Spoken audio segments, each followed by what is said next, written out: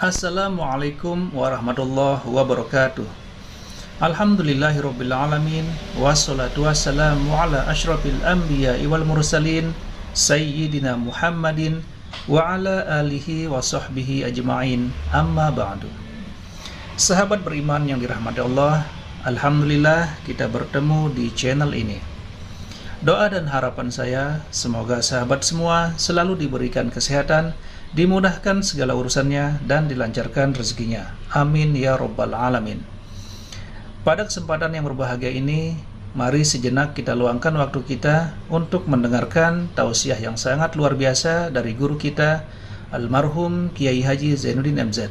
Tentunya banyak sekali ilmu, hikmah, dan manfaat yang bisa kita jadikan pelajaran dalam kehidupan kita sehari-hari. Berikut ini mari kita simak bersama tausiah dari guru kita, almarhum Kiai Haji Zainuddin MZ. Selamat mendengarkan. Saudara-saudara, sekarang ini banyak orang bisa memberi contoh, tapi sedikit orang bisa menjadi contoh. Ngasih contoh mah gampang, jadi contoh susah.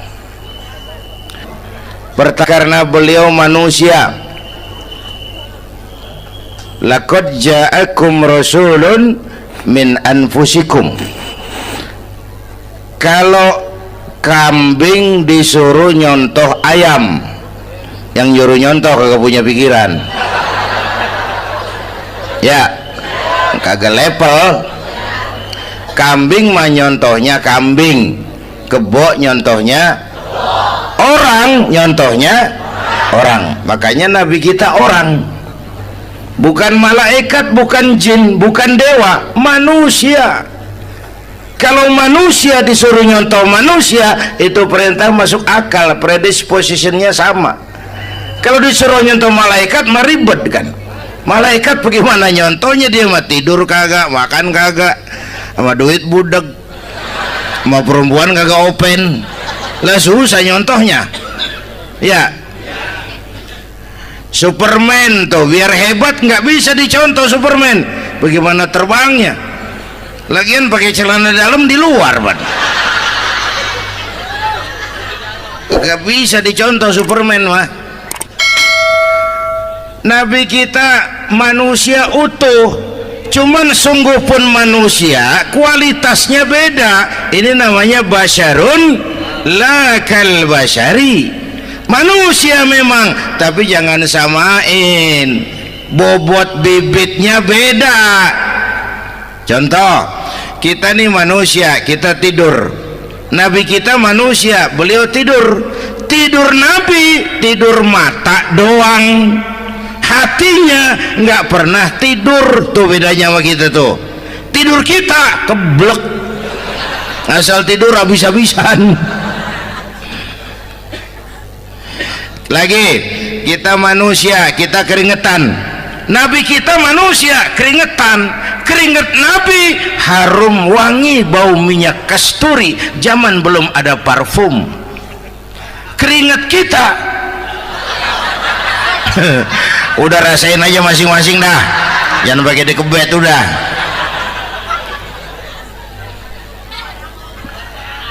Contoh lagi, kita nih manusia nih, kita beludah nggak? Nabi kita manusia, beliau juga beludah. Ludah Nabi obat, ludah Nabi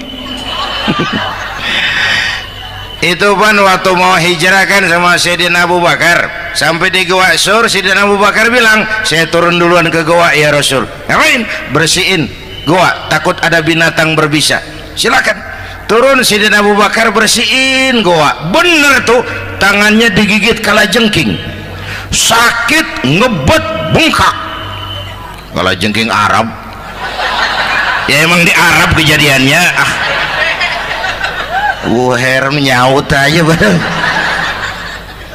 Ditahan aja, udah aman ya Rasul, silakan turun. Lama-lama dalam gua berduaan kelihatan juga Sayyidina Abu Bakar mukanya pucat. Nabi tanya, mabalu kayak Abu Bakar? Abu Bakar kenapa? Nggak apa-apa. berat meninggalkan Mekah? Enggak. Malas hijrah ke Madinah? Enggak. Takut diubur-ubur Quraisy? Orang kata enggak, itu mah enggak. Lah kenapa muka kamu pucat? Tangan digigit kalajengking. Ngapa nggak ngomong dari tadi? Saya nggak mau nyusahin Tuhan ya Rasul, biar saya tahan, asal jangan nyusahin Tuhan. Jangan begitu kau. Sini tanganmu, diambil sama baginda Nabi. Bismillahirrahmanirrahim. Cuh, diludahin, ringkes, sembuh saat itu juga. Ludah Nabi. Pengen tahu kita yang ludahin, bengkak campur koreng.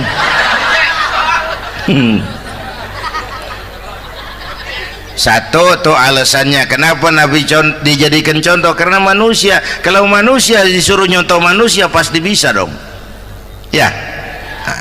Yang kedua, karena tadi kata Bang Haji Oma, pribadinya itu pribadi yang multidimensi. Mau nyontoh apa? Pak, saya ini pengusaha Pak. Nabi umur 9 tahun udah ke Syria tuh, dagang lintas negara Syam tuh. Saya jenderal Pak, Nabi mimpin tentara di medan perang Mas. Saya mau balik Pak, Nabi dakwah Bung. Saya guru Pak, Nabi ngajar Mas. Innama bu'istu mu'alliman, aku diutus sebagai guru, guru umat, guru bangsa. Saya politisi Pak, Nabi diplomat ulung Bung. Saya presiden Pak, Nabi mimpin bangsa dan negara Mas. Saya kepala rumah tangga Pak, Nabi punya anak bini Bang. Ayo lempengan mana dulu, cari ngomong. Malah Nabi Isa tuh nggak bisa jadi contoh bagaimana membina rumah tangga bahagia. Bagaimana membina rumah tangga bahagia menurut contoh Nabi Isa? Nggak ada Mas. Kenapa? Nabi Isa belum sempat kawin. Ya, Nabi Isa belum sempat kawin.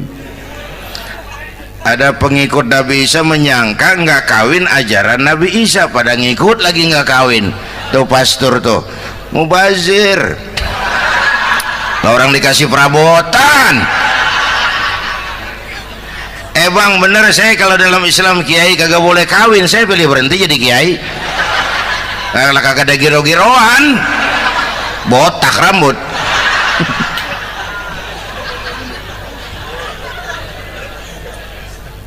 Makanya Bang Haji Oma cerita poligami saya girang banget tadi.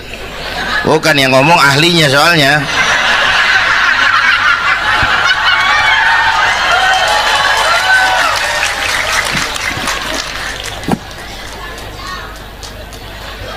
Dadah gitu aja deh ya. Nah kata Imam Busair nih yang dahsyat, ka'annahu wa huwa fardun fi jalalatihi fi askarin hina talqahu wa fi hasham. Sepertinya kehebatan Rasulullah itu sama, baik sendiri maupun di tengah tentara. Artinya begini, orang hebat banyak, tapi yang hebat di mana-mana susah nyarinya. Baginda Rasul ini lagi duduk hebat, lagi jalan hebat, ada di pasar hebat, lagi di masjid hebat, di medan perang hebat, di depan anak-anak hebat, di mata musuhnya hebat, di depan sahabatnya hebat, di mata istrinya hebat, di mana-mana hebat. Lah susah jadi orang begini Bang ya. Kita mah hebat juga setempat. Di kantor hebat, sekantor orang diomelin di kantor, pulang ke rumah dikeplak sama bininya diem aja. Nih di depan bininya dia kagak hebat dia mah.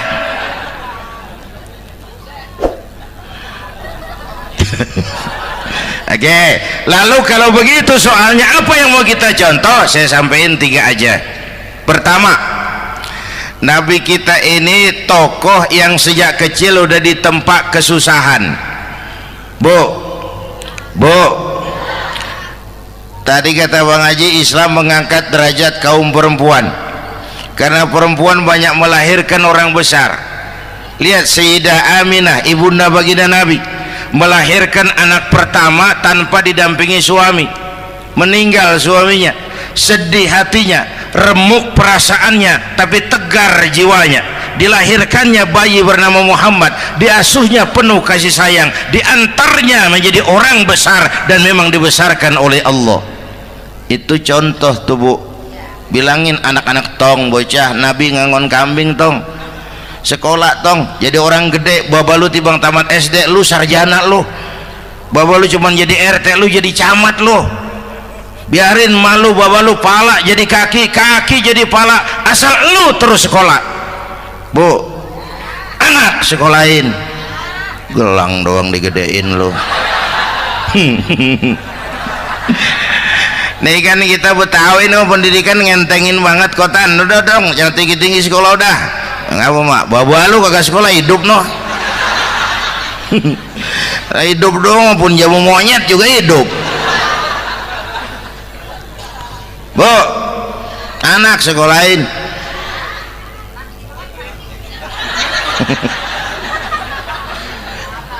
Mahatma Gandhi, kecilnya begeng, ceking, cacingan, leatim.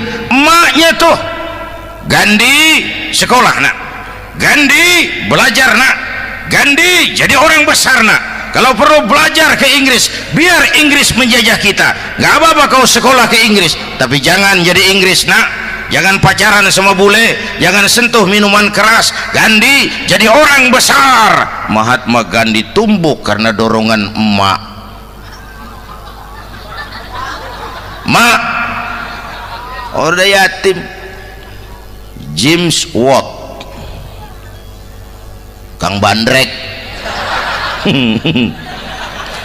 Emaknya tuh yang dorong tuh jadi orang besar. Belum lagi perempuan yang jadi besar. Di Indonesia ada Kartini, di Jawa Tengah ada Dewi Sartika, di Jawa Barat Dewi Sartika, di Bengkulu ada Fatmawati Soekarno, sang penjahit bendera merah putih. Di Aceh muncul Laksamana Malahayati, disusul kemudian oleh Cut Nyadin, baru kemudian muncul Cut Koko, Cut Meme, Cut, ya udah tak cut lain dah.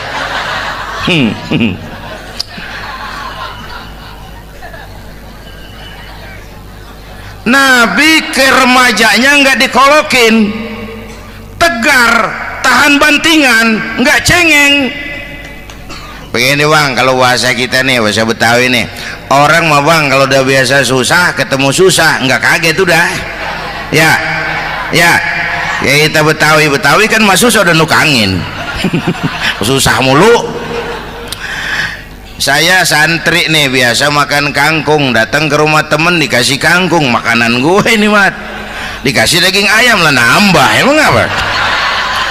Orang mah kalau biasa susah enak nggak kagetan. Saya santri biasa tidur di masjid, disuruh nginep di hotel lah pules nggak? Tapi yang biasa tidur di hotel suruh nginep di masjid encok.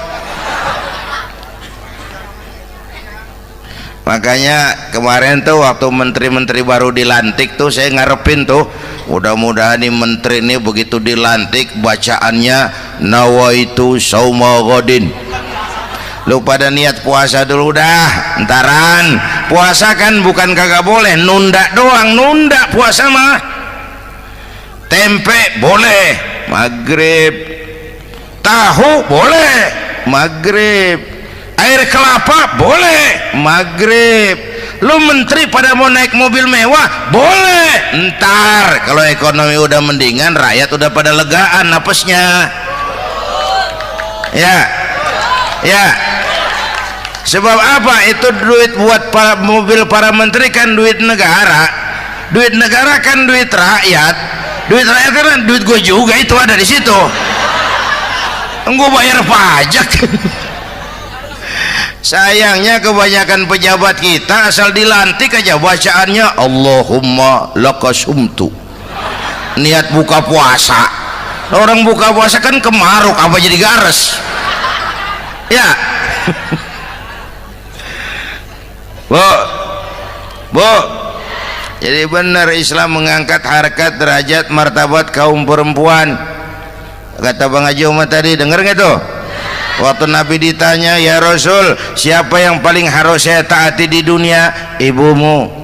Setelah itu ibumu.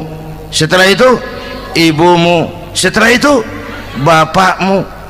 Ibu 3 kali disebut, bapak coba pikirin, ibu 3, bapak 1 bapak. Ini bagaimana ngitungnya, jadi kerok begini nih ngitung nih.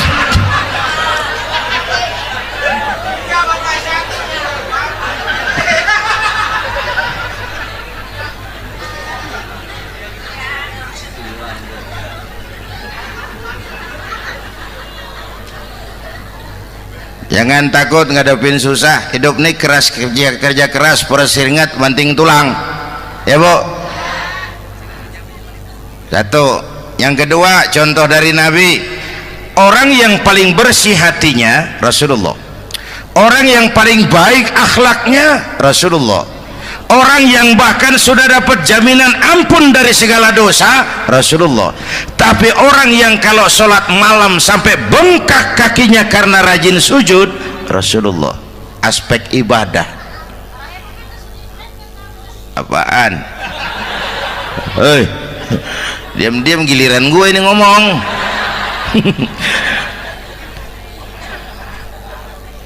Lo ngomong lagi udah gue pulang. Canda neng, udah gantian ya. Ya, apaan urusan? Orang yang dosanya udah dapat jaminan ampun, kalau sholat malam bengkak kakinya karena rajin sujud. Saya tahu di sini juga banyak yang kakinya bengkak. Semurat. Oke. Kira-kira 3 minggu yang lalu saya menghadiri haul akbar Syekh Maulana Malik Ibrahim di Gresik, haul ke-609. Dari situ saya ke Surabaya ikut zikir sama keluarga besar Tarbiyatul Qulub. Waktu zikir saya terkejut, ada kalimat yang dibaca ratusan kali menyentak perasaan saya. Kalimatnya sederhana, kita hafalah, yaitu kalimat ana Abdullah. Dibaca ratusan kali, ana Abdullah, ana Abdullah, ana Abdullah, ana Abdullah. Buat saya itu menyentak karena memperteguh komitmen, saya hamba Allah, saya hamba Allah. Ah, itu mah Pak Zainuddin kan biasa, itu mah kita semua juga hamba Allah. Betul. Ayo kita bikin luar biasa. Saya mau tanya, Bapak, Ibu hamba Allah apa bukan? 3 orang. Ibu hamba Allah apa bukan? Hamba Allah. Kata siapa? Nah, kata ibu sendiri. Kalau kata sendiri, pan namanya pan ngaku. Ya, orang ngaku mah boleh dong, tiba ngaku, namanya juga ngaku. Cuman diakuin apa enggak, kita pan belum tahu. Ngaku mah murah, diakuin mahal. Ya, yang gampang dah. Ibu kenal sama Presiden SBY? Kenal. Presiden SBY kenal sama ibu? Lo ngaku, lo ngaku.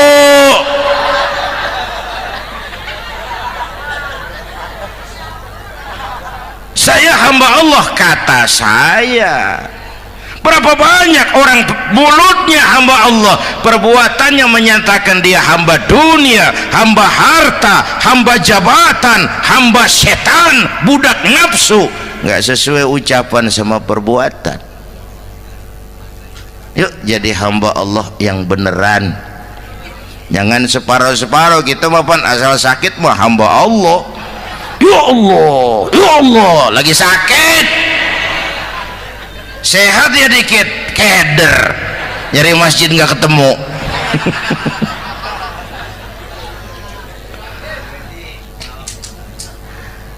Apalagi kata Bang Haji tadi nih, kita nih kan zaman entertain nih, orang pada pinter bikin bungkusan sekarang Bang ya, abad entertain, orang pada bangun pencitraan. Tadi itu kiai sama dukun tipis bedanya. Dukun pada pasang iklan sekarang, ketik reg. Waduh, sampean lahir hari Selasa, nggak cocok di air, ono di hutan sono, larang udah dagang es jadi berhenti, nggak cocok di air.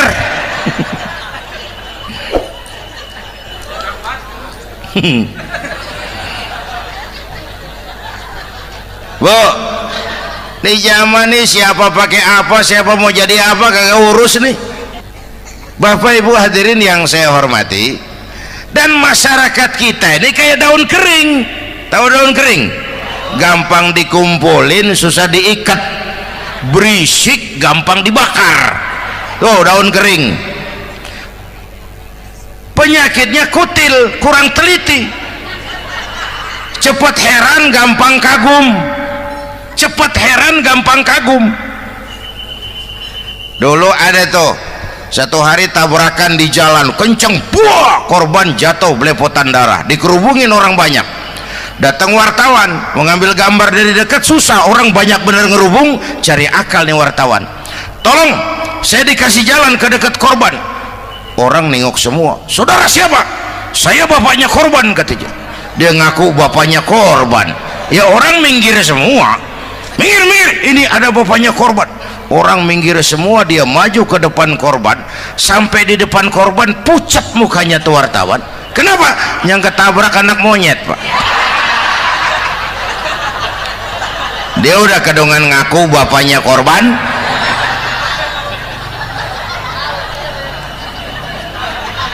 Bu, ini cerita pendek tapi pesannya lumayan nih. Kalau belum kenal bener mah jangan buru-buru ngakuin ya. Dia kagak tahu yang ketabrak siapa, main ngakuin aja saya bapaknya korban. Lu makan lu jadi bapak monyet sono lu. Makanya jagain kampung kita nih, jangan kemasukan yang aneh-aneh ya. Nabi palsu, aliran aneh ya, ini bid'ah, itu bid'ah kuno yang kayak begitu. Capek kita ngurusin begitu, udah kelewatan ya. Yang tahlil mah terusin, yang kagak suka nggak apa-apa, cuman jangan ngomelin yang tahlil. Orang tahlil juga pakai dalil. Yang mabok masih banyak, yang tahlil diomelin. Kita nih kayak kurang kerjaan, akhirnya rame turu-turu kita. Padahal yang harus kita kembangkan kan rukun antar umat seagama, rukun antar umat beragama, rukun antar umat beragama dengan pemerintah. Kata Bang Haji Omar tadi, rukun antar umat seagama, turu-turu kita muslim nih kudu rukun. Beda pendapat boleh, marahan jangan ya. Tangan kanan sama tangan kiri juga beda, cuman rukun. Asal kiri gatal nih, kanan kagak diundang, dia datang aja nggak rukin. Nggak ada kiri gatal kanan ngomel, lu garuk aja sendiri. Nggak, dia mah akur ya Bu.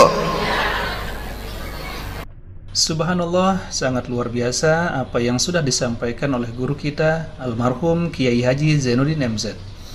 Sahabat beriman yang dimuliakan Allah, tetaplah di channel ini karena tausiah ini belum selesai. Dan masih banyak lagi hal-hal menarik yang akan disampaikan oleh guru kita almarhum Kiai Haji Zainuddin MZ. Maka dari itu tetaplah di sini dan mari kita lanjutkan kembali. Selamat mendengarkan. Yang kedua, rukun antar umat beragama. Islam ini rahmatan lil. Yang ketiga, rukun antar umat beragama dengan pemerintah. Ini mah kita kan bermasyarakat sama juga sembahyang berjamaah, ada imam, ada makmum ya. nih rakyat kudu jadi pemilih yang pintar ke depan, mau memilih wali kota kayak gubernur kayak presiden kayak. Sebab apa? Sholat berjamaah kan siapa makmum kagak penting bang, makmum mah siapa aja boleh ya, tiba ngikutin dia mah ngaji dia mah gimana kayak nggak ada bab pemilihan makmum, nggak usah makmum mah kagak usah dipilih, siapa aja boleh ya bang. Tuh orang budak bang boleh jadi makmum, bacanya kagak fasih boleh jadi makmum, ketinggalan satu rakaat boleh jadi makmum, tapi enggak tiap orang boleh jadi imam. Siapa yang dipilih jadi imam? Pertama a'lamuhum, kata Nabi, orang yang paling alim di kampungmu siapa, angkat jadi imam. Yang paling alim, bukan yang paling tua. Tua juga kalau kejemur kisut. Dulu tuh Nabi Adam waktu diangkat jadi khalifah kan bekalnya apa? Wa 'allama Adam al-asma'a kullaha, al-asma' ay al-ulumul katsirah. Dulu zaman Fir'aun perang sihir sama Musa, sekarang perang visi dan misi. Punya ilmu, Bu, ngerti urusan dari tetek sampai bengeknya.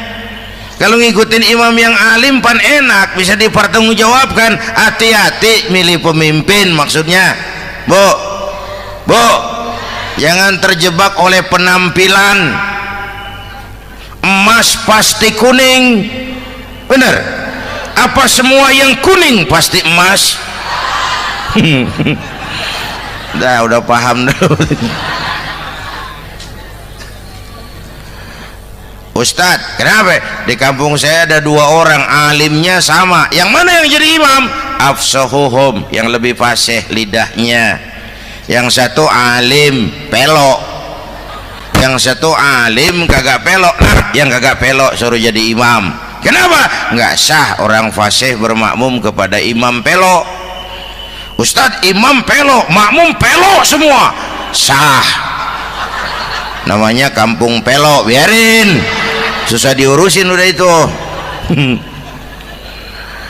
Apa sih artinya fasih? Yang enak deh, nyambung. Pegel kalau punya pemimpin kagak nyambung sama rakyat ya. Rakyat mau yang ngidul dia ngalor, rakyat mau yang ngulon dia ngetan, lah kan capek rakyat, kagak nyambung. Makanya kalau jadi imam pesan Nabi, idza amma ahadukumun nas falyukhaffif. Kalau kamu jadi imam, ringankan sholat kamu. Itu makmum nggak sama kekuatannya. Jangan panjang-panjang kalau jadi imam, kudu tahu keadaan makmum. Tuh makmum ada yang udah tua rentak, diri aja udah gemeter. Ada yang punya darah tinggi, kalau sujud kelamaan palanya ngebet. Ada yang udah janji tuh makmum habis sembahyang mau terima duit. Kalau imam kelamaan, kalau sodan makmum ya nyambung. Jangan udah diangkat jadi imam saenake dewe. Sholat isya berjamaah, rakaat pertama selesai Fatihah Yasin, makmum ikut mengikut, cuman bari ngancem, besok gua tawiatin balik lagi udah. Kagak nyambung. Kalau nggak nyambung tuh capek, Bu. Jangan tersenyum kepada orang buta, jangan berbisik kepada orang tuli, kagak nyambung. Orang buta diajak senyum, bagus sih maksudnya, cuman kan rada mubazir, orang kagak paham. Cari pemimpin yang nyambung. Kalau memang masyarakatnya suka tahlil, cari pemimpin yang suka tahlil. Rakyatnya suka maulid, cari pemimpin yang suka maulid, supaya nyambung, kagak pegel kita.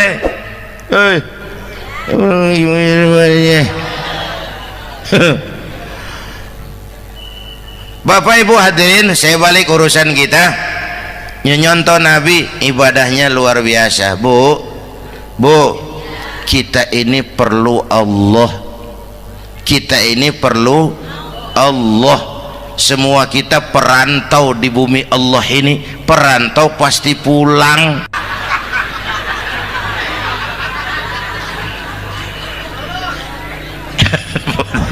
Bolot, bodoh kalau ada perantau, dia sadar dia perantau tapi nggak pernah mikirin pulang. Lebih bodoh lagi mikirin pulang tapi nggak nyiapin bekal. Yang tadi Bang Haji Omah udah bilang tuh, muda mati ya. Kadang-kadang engkongnya segar banget, cucunya mati ya. Perantau mah mesti pulang. Sini mah kita ngendon doang, ngendon taran. Mula-mula pan Bang, kita mah tinggalnya jauh di alam arwah, dari sana pindah ke alam rahim, alam kandungan emak nih. Pernah tinggal di situ 9 bulan tuh, ada yang 2 tahun, yang keluar udah kumisan, kelamaan ngetemnya itu.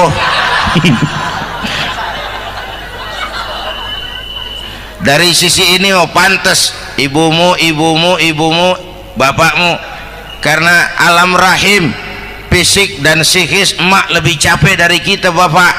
Kita mah orang laki mah, kita mah pan investor gitu mah, nanam modal doang. Yang ngolah pabrikan emak tuh ya mak, pabrik.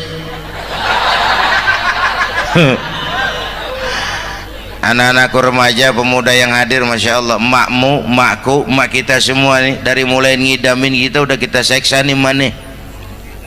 Dari mulai ngidamin kita udah kita seksa emak nih, muntah nggak urus.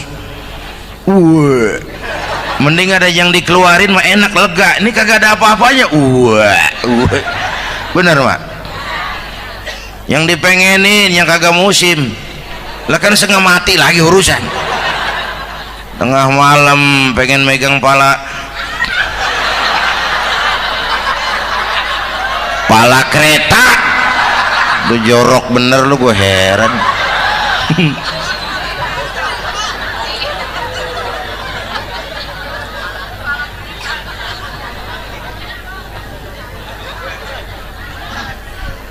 Bapak Ibu hadirin, yang ketiga terakhir, contoh dari baginda Nabi, modal utama perjuangannya adalah akhlak. Memperbaiki akhlak, pakai akhlak. Rasulullah ngajak, bukan ngejek. Rasulullah merangkul, bukan mukul. Rasulullah pakai argumen, bukan pakai sentimen. Tujuannya adalah kebenaran, bukan menang-menangan. Prinsip dakwahnya basyiru wala tunaffiru, yassiru wala tu'assiru. Gembirakan orang, jangan ditakut-takutin. Mudahkan urusan orang, jangan dibikin sulit. Di masyarakat memang mendingan rakyat rendah berakhlak tinggi daripada pejabat tinggi berakhlak rendah. Dulu tahun 50-an orang kita kalau pergi haji ke Mekah 6 bulan. 6 bulan tuh orang udah pada lupa aja baru pulang. 6 bulan yang ada cuman kapal laut, Mekah Madinah onta, banyak rampok lagi di gurun pasir Baduy itu. Dulu orang tua kita belajar manasik, kalian belajar silat. Sekarang karena kemudahan kemajuan ilmu menciptakan Boeing memotong waktu 5 bulan, orang pergi haji cukup sebulan. Bapak Ibu hadirin yang saya hormati, oleh karena itu menjaga nilai-nilai akhlak itu penting. Kepada siapa kita harus berakhlak? Pertama, kita harus berakhlak kepada Allah. Bagaimana caranya? Jangan menyekutukannya dengan sesuatu pun. Yang kedua, jangan menyembah kecuali hanya kepadanya. Yang kedua, kita harus berakhlak kepada sesama tadi itu. Yang ketiga, kepada lingkungan. Saya dulu masih zaman ada almarhum kakek saya, engkong. Kampung saya banjir, air masuk ke rumah. Saya teriak, "Kong, banjir, Kong." Engkong saya ketawa, "Biarin, bukan salah air." Habis, salah lo. Salah kita bagaimana, Kong? Lah lo tempat air lo tempatin. Yang punya tempat datang ya kagak ngerti, ini tempat gua, ini di sini nggak pada lo, lah banjir. Engkong saya nggak makan bangku sekolahan, tapi wise pak. Air kan bukan musuh, air kan temen kan kudu punya tempat. Lalu kagak punya tempat, pantas kemana dengan ayam, banjir. Ya, Dulu saya remaja ngaji babul istinja, kiai ngajar makruh buang air kecil di tanah berlubang. Saya tanya, kenapa makruh kiai? Pertama, untuk alasan kesehatan, siapa tahu di lubang yang kamu kencingi ada gas beracun. Kalau tidak kiai, kalau tidak maka artinya melindungi binatang yang ada di dalam lubang. Siapa tahu di lubang yang kamu kencingin ada semut sedang rapat membahas laporan Susno 2Ji. Apa dosanya lalu mati dikencingin? Ini namanya rahmatan li semut. Saya mau bilang alam sekarang tidak seramah dulu karena kita juga nggak ramah sama alam. Bapak Ibu hadirin yang saya hormati, padahal watak Islam rahmatan lil alamin. Alhamdulillahirabbil alamin. Itulah tadi tausiah yang sangat luar biasa yang disampaikan oleh guru kita almarhum Kiai Haji Zainuddin MZ. Tentunya banyak sekali ilmu, hikmah dan manfaat yang bisa kita jadikan pelajaran dalam kehidupan kita sehari-hari. Sahabat beriman yang dimuliakan Allah, mari kita doakan guru kita, semoga beliau diampuni segala dosa-dosanya dan dilapangkan kuburnya. Dan buat sahabat semua yang sudah menonton tausiah ini sampai selesai, saya ucapkan terima kasih banyak. Semoga Allah Subhanahu wa Ta'ala senantiasa selalu melimpahkan rahmat dan karunia-Nya kepada sahabat semua. Selalu diberikan kesehatan, dimudahkan segala urusannya, dan dilancarkan rezekinya. Amin ya Rabbal Alamin. Sahabat beriman yang dimuliakan Allah, demikian yang dapat saya bagikan. Kurang lebihnya mohon maaf. Wabillahi taufiq wal hidayah. Wassalamualaikum warahmatullahi wabarakatuh. Alhamdulillah, itulah tadi tausiah yang sangat luar biasa yang sudah kita dengarkan bersama, yang disampaikan oleh guru kita Al-Mafrullah Kiai Haji Zainuddin MZ. Semoga bermanfaat untuk kita semua. Dan sekarang mari kita lanjutkan aktivitas kita masing-masing. Buat sahabat semua, saya ucapkan selamat beraktivitas. Semoga dimudahkan segala urusannya dan dilancarkan rezekinya. Amin ya Rabbal Alamin. Sampai bertemu lagi di tausiah berikutnya. Assalamualaikum warahmatullahi wabarakatuh.